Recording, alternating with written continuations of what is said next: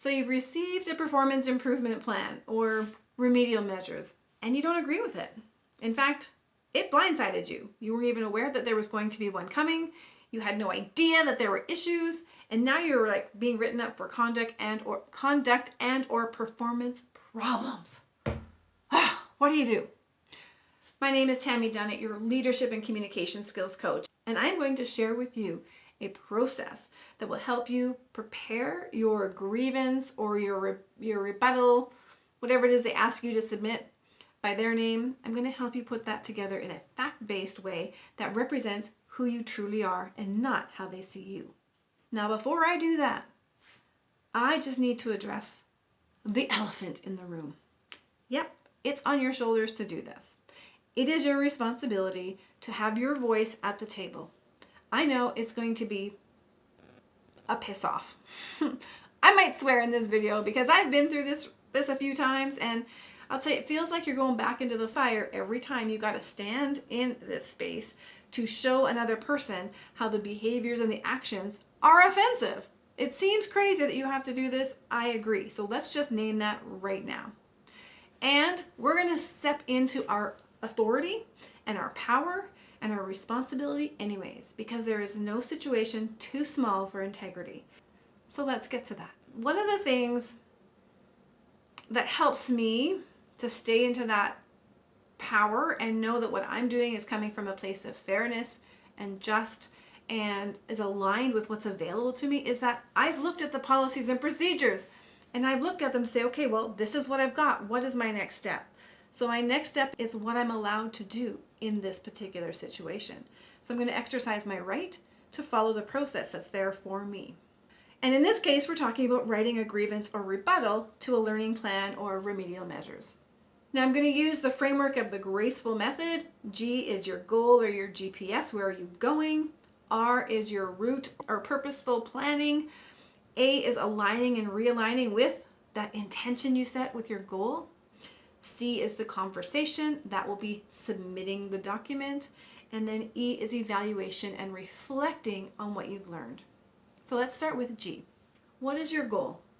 When you sit there and you think about writing this grievance or submitting your rebuttal, what is your goal? You need to know what you're trying to achieve with this. And it needs to be more than just proving that they're wrong. That will be an element of it, but if that is the energy that you're coming from, it will be your document will be full of blame statements, subjective opinions, assumptions, and beliefs. And that is the last thing that is going to support you. It's your reality, but it's not going to support you in writing a very clear fact-based document that helps the reader understand why you see it differently. So when I ask you what your goal is, I want you to think at the end of the day, when the dust settles and this is resolved, what will that give me that I don't have now? What will I be able to do that I feel like I can't do right now? This is really getting to the thing that's important for you. And when you get to that answer, you will feel physically a shift in your body and you will hear it in your voice the way you talk about this. As long as you're still like, it's unfair. I'm not this way. They're being bullies. And as long as you stay in that energy, you're going to be on a defensive approach. And it comes through your words. I promise you it will.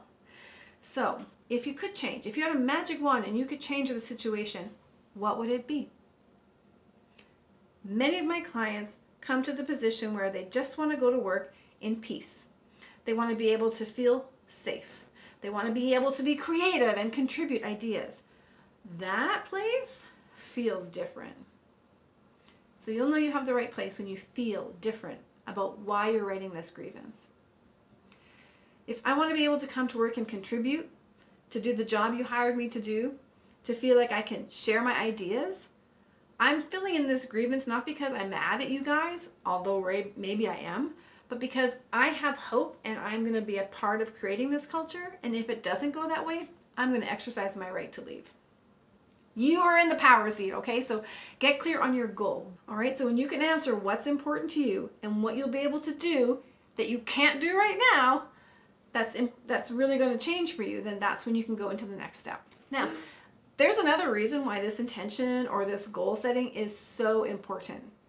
It's going to help you identify the solutions and the resolutions that you recommend at the end of your document. So just imagine if I'm coming from that, they're bullying me, and I'm pissed off and I'm feeling very defensive, my resolutions might look like, I demand an apology. I want it to be public so everybody hears it. But listen, if you put that in there and someone actually gives you an apology, are you going to believe it? No, fuck no. You're going to think that's fake, right? So your resolutions need to actually align with your deeper intention. And I think of that intention of creating a safe place where I can be creative. The resolutions are going to be, when we have problems, I would like for us to have a third person that we can both come to help us mediate for the next 6 months. Because I'm focused on being a part of the team. So your solutions will line up with your true intentions so you can be your best, brilliant, beautiful self in that workplace. Step number 2, you need to go back into your files now, your emails, your text messages, your terms of service, whatever it is that's relevant for you, and put that in chronological order. Because we're going to use this as your documents to draw from as you write up your grievance. This can feel really challenging and a lot of emotion because you're going back and you're reading the words now, you're seeing things a second time, and it can feel like you're being re-victimized. I get it. Know that that may come up and have a plan. Plan to have strategies. Step number 3 is you're going to then go look at the organizational policies, procedures, job description, whatever it is that you feel is unjust here and is going against maybe how you knew things to be. Get those policies and procedures all lined up as well. Now, step number 4 is you're going to take all those documents you just had and start to piece together your grievance. Chronological order. So let's just give some dates and examples as we go through this. We'll say April 10th, received remedial measures from John Doe. And maybe their supervisor was present. So you'll name from John Doe and Jane Doe.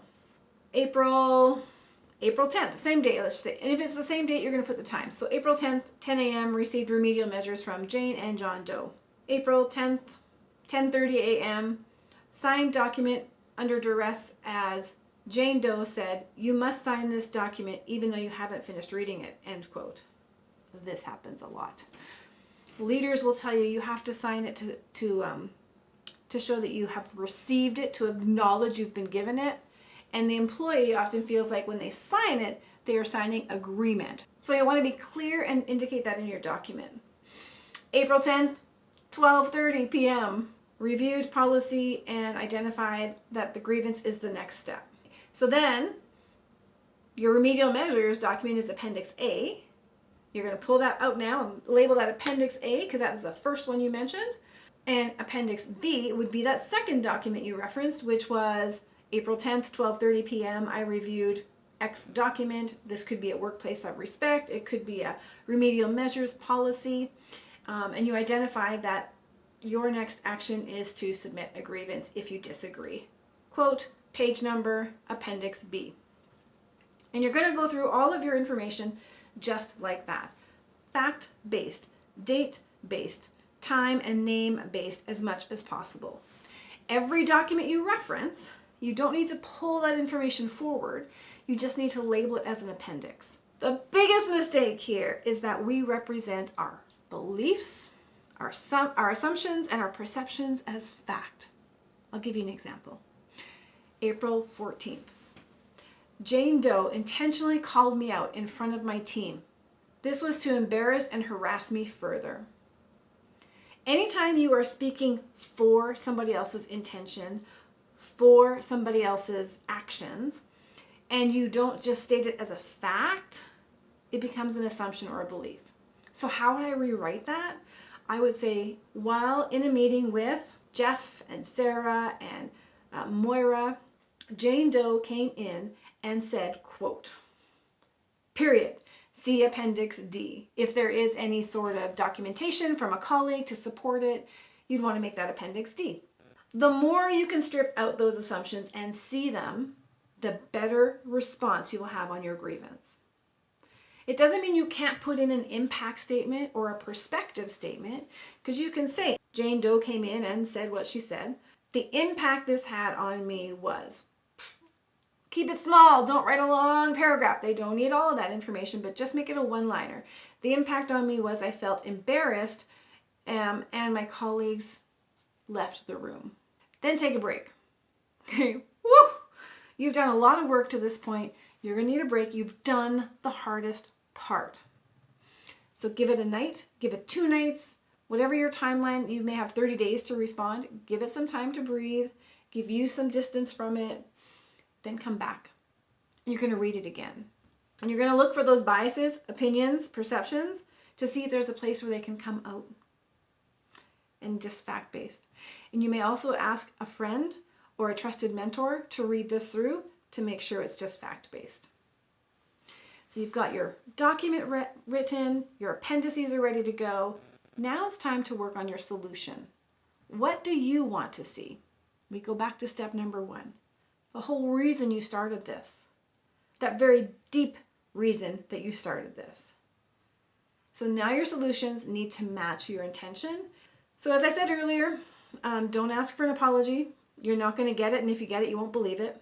Don't ask for something that doesn't connect. I've seen this a lot too, right? So someone will be like, I want a promotion. I deserve a promotion and I should be their boss. It's not related to the reason why you started. So make sure that your resolution is actually connected to this. And if your intention, let's just say, was to create a fair workplace, what would be fair? What would be fair? You know, I want to sit down with this individual and hash out a process for the 2 of us. Actually, I don't like the word hash. And co-design a process for the 2 of us so that when these issues come forward in the future, we know what our process is going to be so that we can stay on track. Be very clear. All right, so now your document's done. You got everything together. It's all filed, whether it's all printed or you have it all digital. It's time to send the document. Send it off. This is the C part, the conversation, having your voice as a part of it. And so now we get to E. We want to evaluate and reflect on the experience, but more importantly, what we're learning, how we're growing. Like, first of all, just celebrate. You did this.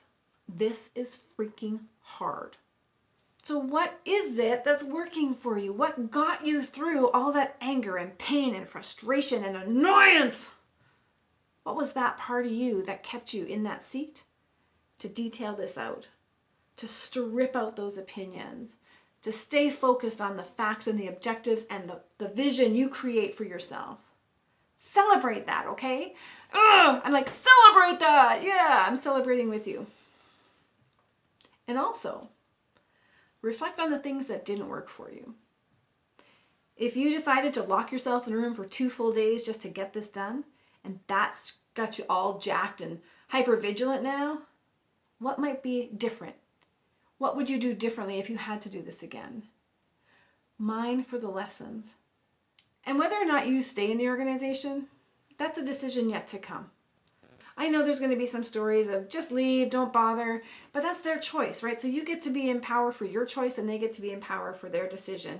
Some people don't want to go through the process of working through the grievance and trying to be the catalyst in their own environment. For them, I'll just go. It's easier and it's okay. No judgment.